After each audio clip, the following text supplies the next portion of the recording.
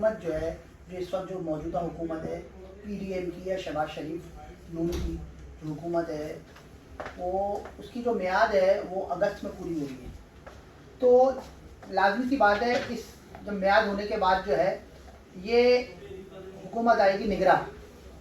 تو نگراں حکومت جو آئے گی اس کے حوالے سے پوائنٹ آف ویو سردار صاحب کا ہم لیں گے کہ آخر پاکستان کی بہتری کے لیے نگراں حکومت کیا کردار ادا کر سکتی ہے، اور نگراں حکومت کے بعد جو الیکشنز آئیں گے وہ الیکشن میں جو پارٹی حکومت میں آتی ہے الائنس کے ساتھ آئے یا نہیں آئے الائنس کے ساتھ، وہ کیا کردار پاکستان کے لیے ادا کر سکتی ہے.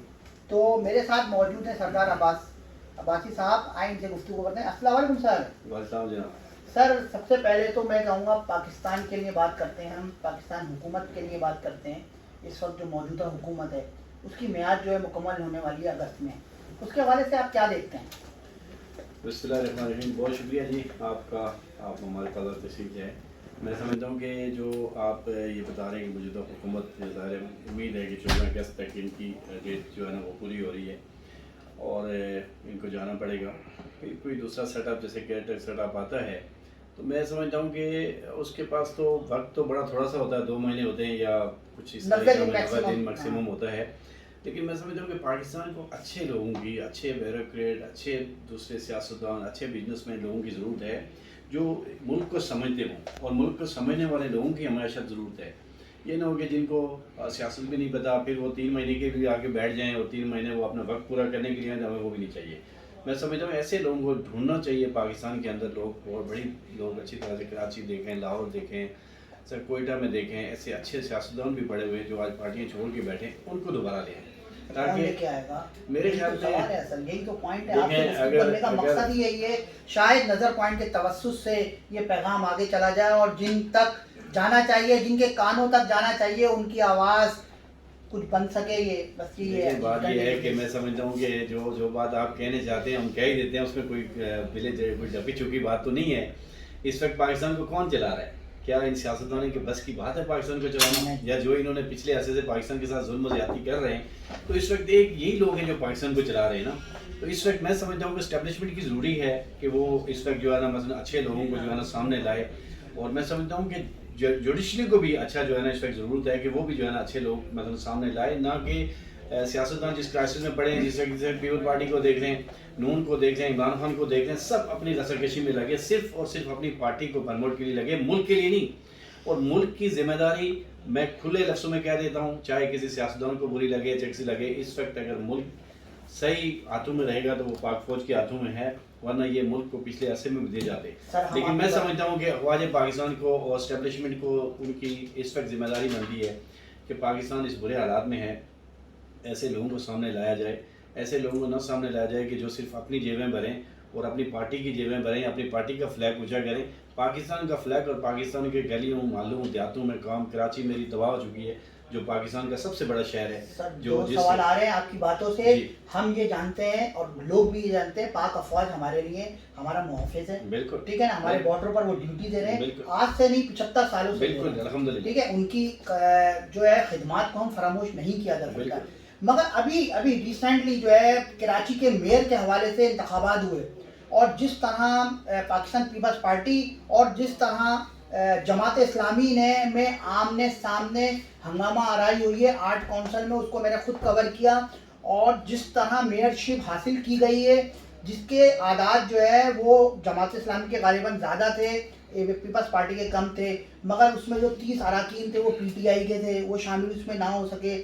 اس وقت میئرشپ مختصر یہ کہ مرتضی وہاب کے پاس ہے.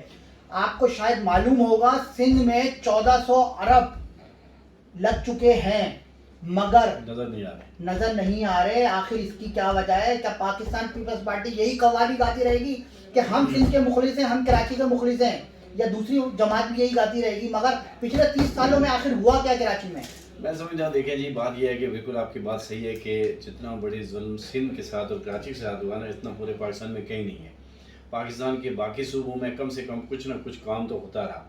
یہ تو پیپل پارٹی کو بھی سوچنا پڑے گا کہ ہم کب تک بچتے رہیں گے اور کب تک اپنے آپ کو بچاتے رہیں گے. اب سندھ کے اندر بھی باشعور عوام ہو گئی ہے، وہ بھی اس چیز کو سمجھتے ہیں.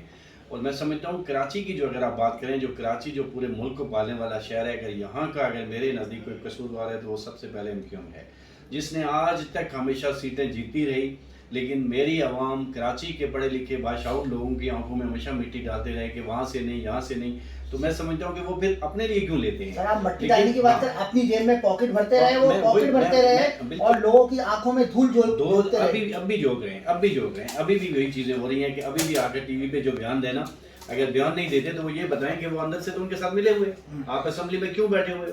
دیکھیں ساری چیزیں بھی میں آج یہ بات بھی کلیئر کر دوں، آپ ماشاءاللہ ان چیزوں پہ نظر رکھنے والے صحافی بھی ہیں، لوگ ہیں، ساری چیزیں بھی ہم اسٹیبلشمنٹ کے کھاتے میں نہیں ڈال سکتے. بالکل ایسا ہی ہے. ایسا ہے کہ یہ جو چیزیں جس طرح ہم نے میئر کی بات کی، جو ساری چیزیں کی، سب سے بڑی بدبختی یہ ہے کہ جو لوگ جیتتے ہیں، جیتنے کے بعد وہ پیسہ لے کے سائڈ پہ وہ اپنے ضمیر کا سودا کرتے ہیں، اس عوام کا سودا کرتے ہیں جنہوں نے ان کو ووٹ دیا ہوتا ہے. ان کو شرم بھی نہیں آتی کہ وہ لوگوں کے ووٹ سے آگے آئے ہیں اور وہ لوگوں کے ووٹس کو بیچ کر پیسہ لے کے سائڈوں میں ہو جاتے ہیں، اپنے لیے گاڑیاں بنگلے لے جاتے ہیں، جاتے بعد دیکھا جائے گا بعد میں. یہ بڑی ایک ظلم ہے. میں سمجھتا ہوں کہ جس طرح سے جو PTI کے لوگ گئے وہ کسی اور نے نہیں کیا ہے، ان لوگوں نے بھی پیسے لیے، خرید و فروخت کی کام ہوئی، چاہے نون کر رہی، PTI کر رہی، پیپل پارٹی کا. سب سے بڑی بدبختی یہ ہے کہ آپ کا میرا پیسہ وہ انہی کاموں پہ لگتا ہے. غریب لوگوں کو پینے کے لیے پانی نہیں ہے، اس شہر میں لائٹ نہیں ہے، گیس نہیں ہے، کس طرح سے لوگ اپنی زندگی بسر کر رہے ہیں. یہی حکمرانوں کو ذرا بھر کوئی سوچ نہیں ہے. میں سمجھتا ہوں وقت آ گیا ہے کہ سندھ کے اندر احتساب ضرور ہوگا.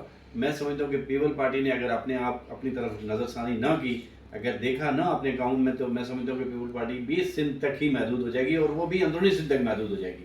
لیکن اب سندھ کے اندر بھی نوجوان کھڑا ہو رہا ہے. میں اس وقت سندھ کے اندر اکثر جاتا ہوں تو وہاں کے نوجوان بھی آواز بلند کر رہے ہیں کہ ہمارے ساتھ کیا ہو رہا ہے. آپ سندھ کی مین روڈ پہ چلیں گے، آپ کو روڈ بڑی اچھی ملے گی، آپ اندر چلے جائیں گے تو وہاں چلنے کا راستہ نہیں ہے. تو میں سمجھتا ہوں کہ بار بار ہم اگر اسٹیبلشمنٹ، اب بھائی آج آپ کے یہاں ملک میں سیلاب آتا ہے تو اسٹیبلشمنٹ آتی ہے، حالات خراب ہو جاتے ہیں، اسٹیبلشمنٹ آتی ہے، نہیں کھڑی ہوتی کچھ بھی ہر جگہ پہ. تو پھر ہم ان کو کیوں برا بھلا کہتے ہیں؟ پھر تو وہ ملک ہی وہی چلا رہے. اور آپ کو کوئی تکلیف ہوتی ہے، آپ عوام کے نمائندے، آپ کو کوئی تکلیف ہوتی ہے، آپ خود بھاگتے بھاگتے ان کے پاس جاتے ہو. کیوں جاتے ہو بھائی؟ تم اپنے اندر اتنی ابیلٹی پیدا کرو، اپنے اندر اتنا سوچ پیدا کرو کہ آپ کام کر سکو. میں سمجھتا ہوں کہ یہ جو روز کے گانے گاتے ہیں کہ اس نے یوں کر دیا، اس نے یہ کر دیا، جب کچھ مل گیا تو ٹھیک ہے، تھوڑے دنوں بعد یہ بھی اتریں گے تو یہ بھی اسٹیبلشمنٹ کی باتیں کریں گے. یہ چیزیں نہیں ہونی چاہیے. ہمارے آنے والے بچوں کو، نوجوان نسل کو ہم یہ نہ بتائیں کہ ہم افواج پاکستان کے لیے ٹی وی پہ جا کے پروگرام کریں یا ان کے لیے باتیں کریں. یہ مناسب نہیں ہوتا. دنیا کی فوجیں کام کرتی ہیں، دنیا کے لوگ کام کرتے ہیں، لوگ ان کی عزتیں کرتے ہیں. آپ ٹی وی تقریروں پہ کرتے ہیں تو آپ کو کون لیڈر مانے گا؟ میں تو سمجھتا ہوں لیڈر والی بات ہی نہیں ہے آپ لوگوں میں. بالکل صحیح کہا سر. تقاریر کی حد تک، بول بچن کی حد تک تو ہم حب الوطن ہیں، مگر جب کردار کرنا، پیش کرنا ہو تو ہم سب سے پیچھے ہوتے ہیں. آخر اس کی کیا وجہ ہے؟ دیکھیں جی، بات یہ ہے، یہ بات آپ کی بالکل میں اسے ایگری کرتا ہوں کہ محب وطن صرف AC اور ڈرائنگ روم اور بڑی بڑی گاڑیوں میں بیٹھ کے محب وطن مانگتے. محب وطن وہ ہے جو اس دھوپ اور گرمی میں پاکستان کی مٹی کھود رہا ہے، جو محنت کرتا ہے وہ محب وطن ہے، جو مزدور ہے وہ محب وطن ہے. آپ اپنے اندر میں محب وطن پیدا کریں. آپ بغیر AC والی گاڑی میں جائیں، آپ کے اوپر تو لوگ چھتری رکھتے ہیں کہ آپ کو دھوپ نہ لگ جائے. آپ کس طرح کی بات کریں؟ میں تو سمجھتا ہوں ان لوگوں کو دھوپ، اپنی ویڈیو دیکھ کے ان کو شرم نہیں آتی کہ ہم کیا کر رہے ہیں. ہمارا مزدور ملوں کے اندر گرمی میں مر رہا ہے، وہ اپنی کام کر رہا ہے، کیا اس کی تنخواہ ہے 25,000 20,000. یہ ہمارے جو ہے نا، یہ جو بڑے بڑے جو اپنے آپ کو محب وطن کہتے ہیں، میں ان کو محب وطن نہیں سمجھتا. یہ کوئی UK کا ہے، کوئی کہیں کا محب وطن ہے، کوئی کہیں کا محب وطن ہے. تو میں سمجھتا ہوں کہ اب میری آنے والی نوجوان نسل نے سب کو آزما کے دیکھ لیا. آج بھی وہ سوچ رہے ہیں کہ ہمارے پاکستان کے خیر خواہ ان میں سے کوئی ہمیں نظر نہیں آتا. ہمیں اپنا ہر حال میں اپنا سٹانڈ بدلی کرنا پڑے گا. ایک تو سارے ملک میں جو آپ دیکھیں، الیکشنوں کے اوپر میں بات کروں، آپ کا بھی دل چاہتا ہے الیکشن لڑنے کا، میرا بھی چاہتا ہے، میرے اور دوستوں کا بھی چاہتا ہے. ان ظالموں نے، کیونکہ ان کا لوٹا ہوا پیسہ، پاکستان کی دولت ان کے بینکوں میں پڑی ہوئی ہے، انہوں نے الیکشن کو اتنا مہنگا کر دیا کہ ایک سفید پوش، ایک لائق آدمی وہ الیکشن ہی نہیں لڑ، جس وجہ سے ہم مار کھا رہے ہیں. اگر کاش کہ میں اسٹیبلشمنٹ سے اپیل کروں گا، میں سپریم کورٹ سے اپیل کروں گا کہ آپ فالتو کے کیسوں کو چھوڑیں، جو جینون کیس پہ اس پہ آ جائیں. آپ اعلان کریں کہ الیکشن بہت سستا ہوگا، محدود ہوگا، جس میں ہر ایک پاکستان کا آدمی الیکشن میں جا کے حصہ لے. پھر میں آپ کو بتاؤں گا کہ یہ کہاں کھڑے، میاں صاحب کہاں کھڑے، دوسرے زرداری صاحب کہاں کھڑے، دوسرے لوگ کہاں کھڑے، تب پتہ چلے گا، مزہ تب آئے گا. اس وقت الیکشن 1 کروڑوں روپے کا الیکشن ہے. اب ایک سفید پوش آدمی جس کا دل چاہتا ہے اپنے ملک کی خدمت کرنے کے لیے، بہت لوگ پڑے ہیں اس پاکستان میں پاکستان کی خدمت کرنے کے لیے، جب وہ یہ سارا نظام دیکھتے ہیں وہ چپ کر کے بیٹھ جاتے ہیں، اپنی آنسویں روتے ہیں کہ کاش میں کیا کر سکتا ہوں اپنے ملک کے لیے. تو یہ میرے خیال میں آپ ہم سب مل کر اس تحریک کا آغاز ہمیں کرنا چاہیے کہ اپنے نوجوان بچوں کو سکولوں سے، ہم سکولوں سے شروع کریں، ہم اپنے بچوں کو پاکستان کے بارے میں بتائیں. حقائق نہیں بتاتے یہ لوگ. خان صاحب، میں معذرت سے کہوں گا، عمران خان آئے تھے، لوگوں نے بڑا ٹرسٹ کیا تھا کہ جی اب ایک بندہ کیا کیا، 3.5 سال ایک چور کے نعرے لگتے رہے، چور پکڑ نہ سکے، لوگوں کو غلط بیانی کرتے رہے، غلط بریفنگ کرتے رہے، جو آج جو ہمارے سامنے آ رہی ہے. ہمیں وہ لیڈر چاہیے جو ہمارے سکول سے شروع کرے، اپنے آپ کو پیش کرے، لوگوں کو بتائے پاکستان کے لیے کہ بھائی ہم نے اس طرح مل کر اس پاکستان میں اللہ تعالیٰ کے دیا اور سب کچھ بہت ہے. آج سے 10 سال پہلے چلے جائیں، میری کراچی میں گیس بھی تھی، بجلی بھی تھی، سب کچھ تھا. اب 2-3 سال 4 سال سے کیا ہو گیا؟ مکان جو ختم ہو گیا نا سر، وہ ختم ہو گیا، وہ چھین لیے. میں وہی سوال کر رہا ہوں کہ روٹی کپڑا مکان تو دور کی بات، میری گیس، بجلی اور پانی جو ہے غریب کی جو ضروریات ہے وہ کدھر ہے ہی نہیں. ہاسپٹل نہیں ہے. اس قوم کو 3-4 چیزیں دی جائیں سر، وقت پہ اس کو بجلی ملتی رہے، پانی ملتی رہے، گیس ہو جائے اور ہاسپٹل. اور بلا وجہ جو پولیس ہماری، میں پولیس سے بالکل یعنی جو ہے نا مجھے بڑا دکھ بھی ہوتا ہے اور میں اپیل بھی کرتا ہوں، جو آئی جی سندھ سے بھی کرتا ہوں، پورے ملک کی پولیس سے کرتا ہوں کہ نا انصافی کرنی چھوڑ دیں، غریبوں کو نہ حق تنگ کرنا چھوڑ دیں. یہ وڈیرے، یہ وزیر، یہ آپ کے کام کبھی نہیں آئے تھے. آپ کوئی لاجک پیش کر دیں کیوں دے دیں یہ بنیادی سہولت؟ اس لیے دے دیں. میں سمجھتا ہوں اس کی بھی پھر وہی بات ہے، میں بات کروں گا تو شاید میرے خیال میں بہت سارے لوگوں کو بری لگے گی. اس لیے بھی ہے کہ ہمارے یہاں جب کراچی میں پولیس والا ہے نا تو وہ پتہ نہیں میرے خیال میں کہاں کا رہنے والا، اس کو شہر کے بارے میں الگ بھی مقامی پولیس نہیں ہے. مقامی سب سے بات یہ ہے کہ آپ ہر صوبے کے اندر، ہر شہر کے اندر اس کی مقامی پولیس ہوگی. لوگوں کو پتہ ہوگا فلانا صاحب فلانے گھر پہ رہتا ہے فلانا، تو وہ یقیناً بات ہے کرپشن سے بھی پاک ہوگا اور اس کو خیال بھی ہوگا کہ میرے بچے بھی ہیں، میرے لوگ بھی ہیں اور وہ میرے گھر پہ پہنچیں گے. یہ کامیابی کے راستے یہ ہیں سر.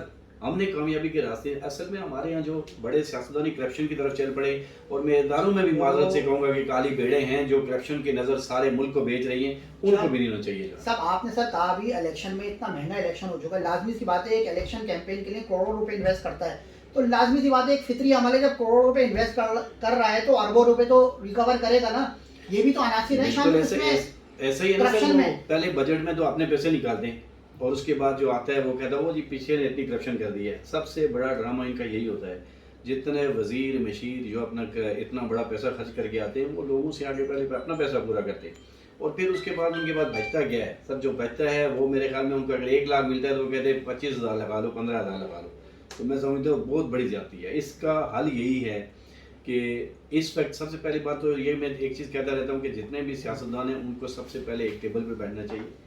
جو نہیں ہو سکتا، جو ممکن نہیں نظر آتا ہے، کبھی ایک کہتا ہے میں نہیں ہوں. نیکسٹ کیا ہونا چاہیے اس کے لیے تو میں سمجھتا ہوں کہ ابھی کیٹ سیٹ اپ جو آ رہا ہے تو میں سمجھتا ہوں کہ پھر اس کو دیکھتے ہوئے فیصلہ ہوگا کہ وہ کتنا وقت رہے گا، کتنا وقت نہیں رہے گا. سر میں بریک لوں گا، بریک کے بعد جو ہے آپ سے گفتگو کرتے ہیں.